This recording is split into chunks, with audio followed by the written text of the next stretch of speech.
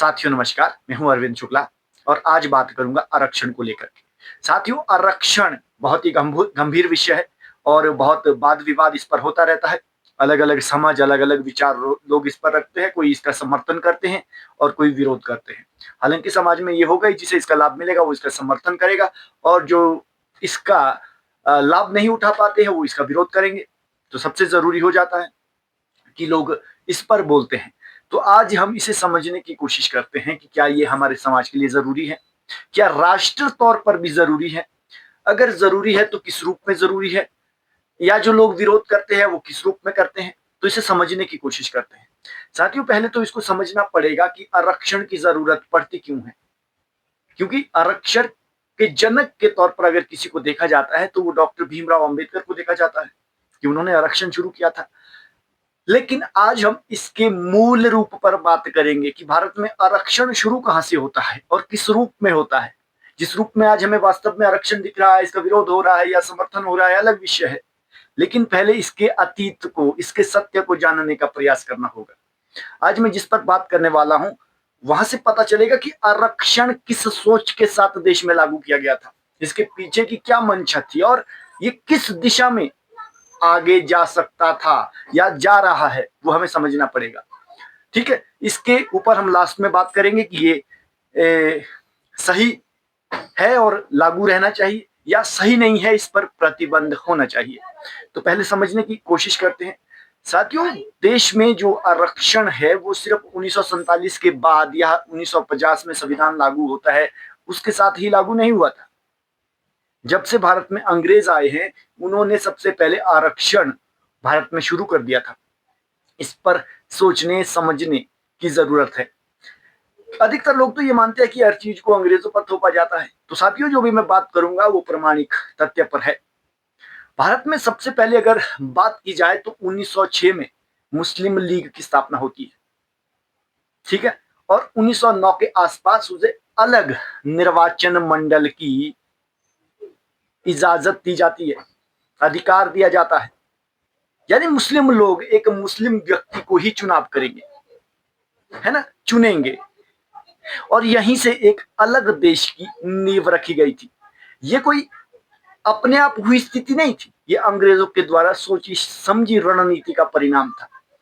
ठीक है, मुस्लिम लोगों ने ये बात रखी और सरकार ने उसे स्वीकार कर दिया, अंग्रेजी सरकार ने, और इसे लागू कर दिया गया।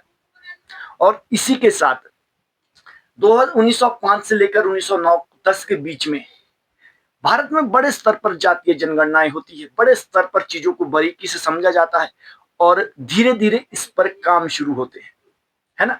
तो इसी बीच में जो है मिंटो और मार्ले, सुधार के नाम से जाना जाता है, उन्होंने सबसे पहले आरक्षण जैसी चीज का बीज इस देश में डाला था। आपको पहले इसे समझने की जरूरत है कि ये जो बीज डाला गया था इसका मकसद क्या था और ये किन किन लोगों को दिया गया था, है ना। आज जिस रूप में हम इसे देख रहे हैं या जो वर्तमान स्थिति है हम उसी को सत्य मानते हैं। सबसे पहले और जो सबसे गंभीर विषय है, एक तो अंग्रेजी कानून उस समय जो ला रही थी, अंग्रेजी सरकार जो कानून ला रही थी वो किन किन विषयों को लेकर के आ रहे थे। अगर आप बंगाल की तरफ जाएंगे तो बंगाल में उस वक्त जो लोग आत्मनिर्भर थे, यानी जो अपना व्यक्तिगत कार्य कर रहे थे, समाज के लिए चीजों का निर्माण कर रहे थे, बहुत सारे लोग थे। अधिकतर उसमें जो उस वक्त लोग थे वो शुद्ध समाज से संबंध रखते थे।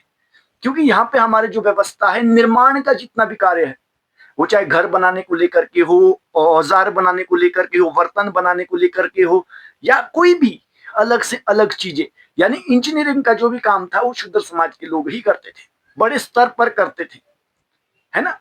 कपड़ा बनाना हो या कोई भी चीज बनानी हो, सबसे पहले अंग्रेजी सरकार इन चीजों को प्रतिबंध करने की कोशिश करती है, बंद करने की कोशिश करती है, अलग अलग कानून लाके। क्यों? क्योंकि वो तो अपना सामान बेचना चाहते थे। जब अपना सामान बेचना हो तो दूसरे के सामान को गलत साबित करना पड़ेगा या तो उस पर प्रतिबंध लगाने पड़ेंगे। कुछ भी इस तरह की चीजें, इस तरह के षड्यंत्र समाज के अंदर पैदा करने पड़ेंगे, है ना। यही सोच आरक्षण को पैदा करती है। यानी कि वो सोचते थे कि इतनी आसानी से ये चीजें खत्म नहीं हो सकती है। जब ये चीजें खत्म करनी है तो इन लोगों के अंदर कोई ऐसी चीज पैदा करनी होगी जिससे ये साबित हो जाए ये जो काम कर रहे हैं वो काम न्यायपूर्ण नहीं है। यहीं से ये एक जो आज भ्रम पैदा होता है ना, ये भ्रम पैदा होता है। लोगों को लगने लगा कि हम जो काम कर रहे हैं वो काम सम्मानजनक नहीं है, जबकि इसका समानता से, क्योंकि अपनी हमारी जो जीवन की आई चलाई होती है, जीवन की चीजें होती है, वो एक अलग विषय होता है। वहीं से हमारा परिवार चलता है, हमारा समाज चलता है, सब कुछ चलता है। क्षत्रिय वर्ग ने कभी ये नहीं सोचा कि वो इस देश के लिए युद्ध कर रहे, अलग अलग क्रांताओं से लड़ रहे, अलग अलग लोगों से लड़ रहे हैं, ये उनके सम्मान को कम करेगा। ब्राह्मण वर्ग ने कभी ऐसा नहीं सोचा, या फिर वैश्य वर्ग ने कभी ऐसा नहीं सोचा, लेकिन शूद्र वर्ग के अंदर ये चीज पैदा की गई, क्योंकि वो बड़े स्तर पर वो निर्माण करते थे जिसे हो सकता था कि जो अंग्रेजी या ईस्ट इंडिया कंपनी भारत में काम कर रही थी उनका नुकसान हो जाए। और यही चीज आरक्षण को पैदा करती है। उनके लिए विशेष सुविधा दी जाने लगी कंपनी के अंदर काम करने के लिए, यानी कि एक तरह का आरक्षण। वो अपना काम छोड़ करके सरकार के लिए काम करने लगे। उनके अंदर जो टैलेंट था, व्यक्तिगत टैलेंट, उसका उपयोग कंपनी अपने लिए करना चाहती थी, और किया है उन्होंने, बड़े स्तर पर किया है, इसमें कोई दो राय नहीं है। और धीरे एक आगे चल करके ये जो चीजें होती है ये बड़े रूप में सामने आती है। लोगों को नौकरी करना सम्मानजनक लगता है, लेकिन अपना जो व्यक्तिगत आत्मनिर्भर वाला काम होता है उसमें अपमान महसूस करते हैं। यानी कि इस तरह की जो स्थितियां थी वो बनाई गई थी। इस बात को समझिए, और ये ही आज आधार बना हुआ है। वास्तविकता को जाने बगैर हम लोग गलत को सही, सही को गलत करने में लगे हुए हैं। और आगे जाकर के क्या होता है, भारत के लिए अलग से कानून बनाने के लिए एक साइमन कमीशन नाम की चीज भारत में आती है ना, 1927-28 में, कि भारत में विशेष सुधार किए जाएंगे। पूरा भारत, मुस्लिम लीग हो, चाहे कांग्रेस हो, चाहे भारत की आम जनता हो, सब लोग इसका विरोध करते हैं। लेकिन मैं यहाँ पे किसी का विरोध नहीं कर रहा हूं, लेकिन एक सच्चाई, जो ऐतिहासिक सच्चाई है, वो ये है कि डॉक्टर अंबेडकर इनका, इस कमीशन का समर्थन करते हैं, और बड़े रूप में समर्थन करते हैं। और बाद में अंबेडकर जी को विशेष अंग्रेजी पक्ष का समर्थन मिलता है, और वो अपनी बात रखते हैं, बिल्कुल वैसी ही बात जैसी बात 1906 में या 1909 में जो पूरी होती है। मुस्लिम लीग को अलग से निर्वाचन आयोग मिलता है।